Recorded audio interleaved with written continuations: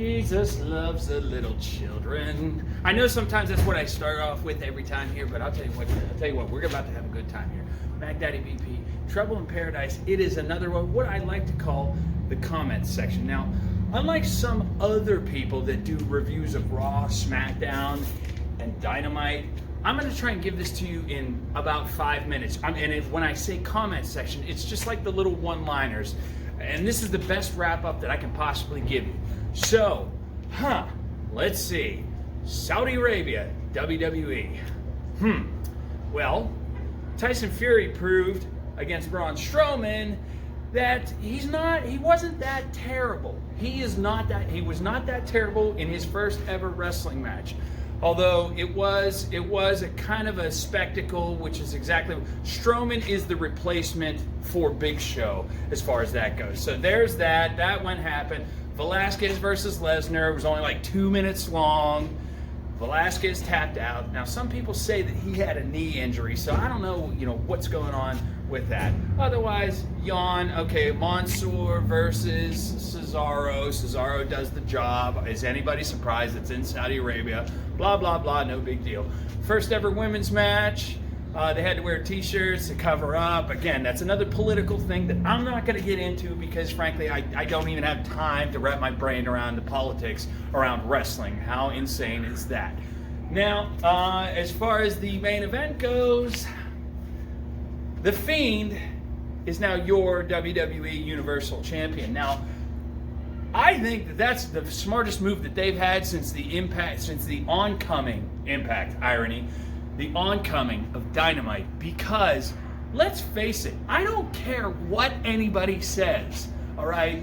Bray Wyatt is the most over thing in wrestling, period. Hands down, it doesn't matter. You cannot argue with this. Bray Wyatt is the most over thing, whether he's doing the Firefly Funhouse or the Fiend thing. It is the most over thing in wrestling right now. And you know what? He's a baby face. He is a babyface. They are trying so hard to make him a heel. He is babyface. When he looked into Seth Rollins' eyes and said, "Seth, why are you doing this to me?" And he's crying. He's actually crying. And they're going to try and put him over as a heel? Like Stone Cold Steve Austin said to Mick Foley 22 years ago, "You're going to be babyface in a year, kid." What? I said you're going to be babyface in a year. And that is exactly what is going to happen. Mark my words, guaranteed. It will. Exactly. He is a huge fan. That is a huge fan of Trouble in Paradise. Right there, ladies and gentlemen. That's what I'm saying. We are picking up steam here. And it is fantastic. But anyway, I digress. Point being, Bray Wyatt is the most fantastic thing and over thing in WWE. Without a doubt. Thank you, Bruce Pritchard, who is the writer behind all of this, because it just keeps getting better and better and better. It's more episodic storyline writing, and it is fantastic. Kudos to you for doing it, for pulling that off. That is excellent stuff. Women in Saudi Arabia, there you go. All right. Now, as far as SmackDown moving forward, you got AJ Styles, the United States champion, yada yada yada. I mean, he's kind of upper mid card, whatever. So there's that. Now, as far as Dynamite goes, it's all about the inner circle. And they are writing this exactly the way they did 30 years ago with the Four Horsemen and Ric Flair, with Jericho playing the role of Ric Flair as the champion. They're doing the contract signing. They are extending this feud with Cody.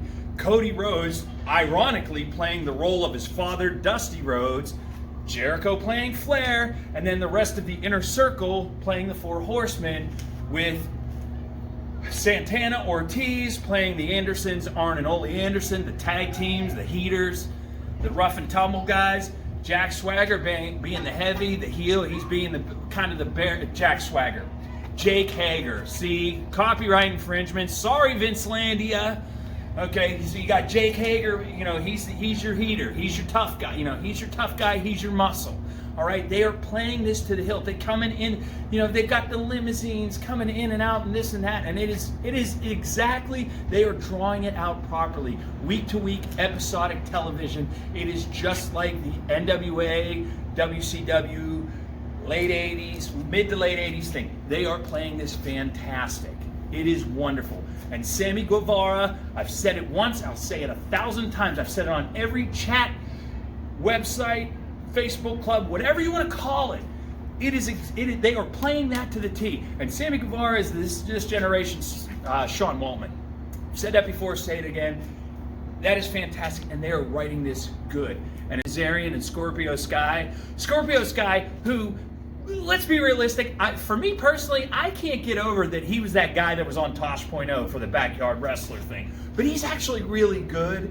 And so with him and Kazarian as SCU being the first AEW Tag Team Champions, that's fantastic. I think it's good, and it is good wrestling. Psychology's a little bit off.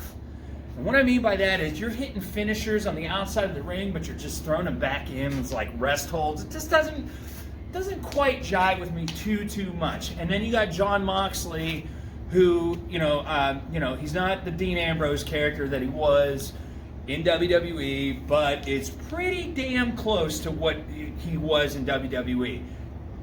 The guy still can work. The guy still is over. Just like Kenny Omega. They got a lot of top tier talent, but like you got the Kenny Omega, top of the card here.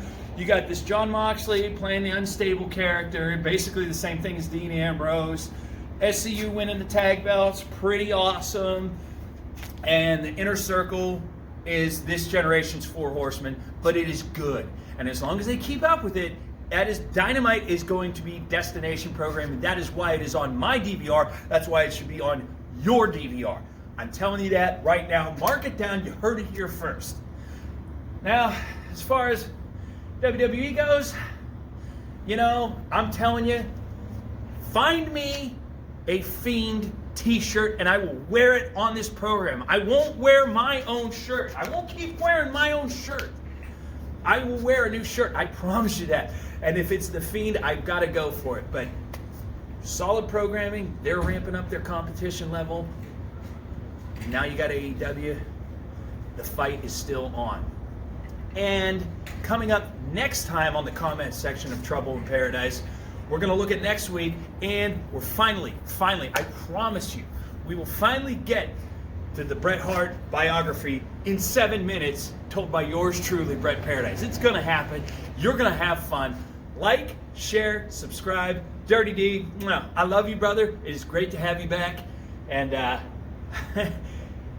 as Karen Carpenter said, we've only just begun to live. White lace and promises.